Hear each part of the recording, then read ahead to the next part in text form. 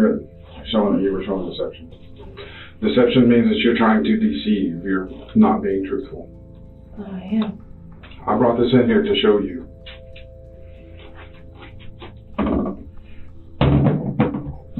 You see that question that says R5? Mm-hmm. And that big spike on it?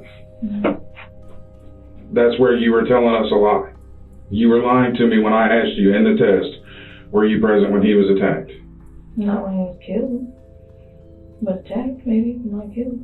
When I ask you, did you kill him? Your reading is stronger than that. Oh my God. I'm just trying to clarify. Because you're just getting on my nerves right now. I'm not in the mood today.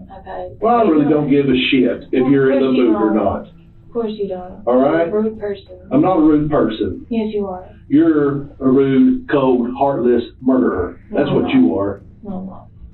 Look at you. You have no defense for yourself. I'm not, though. Because you killed the old man. No, I didn't. I know what I'm capable of. Yeah, you're capable of that. You're right in the middle of all of it.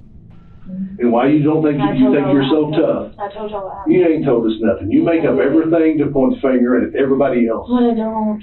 You do, 100%. No, I don't. This is not going to go away.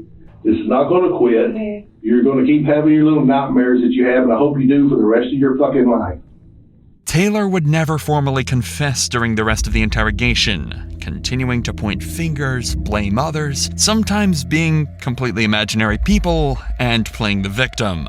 William Dubois Jr. had suffered from 27 impact injuries and met a terrifying end the day of his death.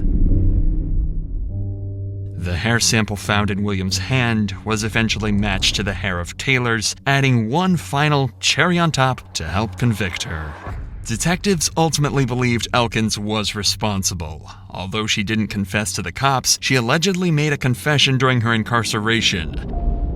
She also told another inmate that she went to William's house to borrow some money and had become angry when he didn't have any. So out of both frustration and pure evil, she grabbed a hammer and beat the life out of William without any remorse.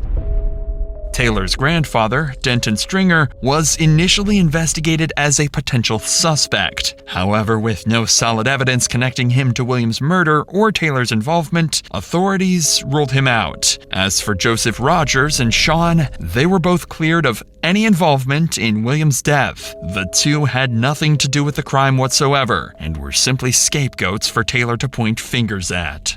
As for Taylor, she was charged with first-degree murder on October 9, 2019, and in January 2020, she accepted a plea deal that meant she'd avoid a life sentence. Instead, she was sentenced to over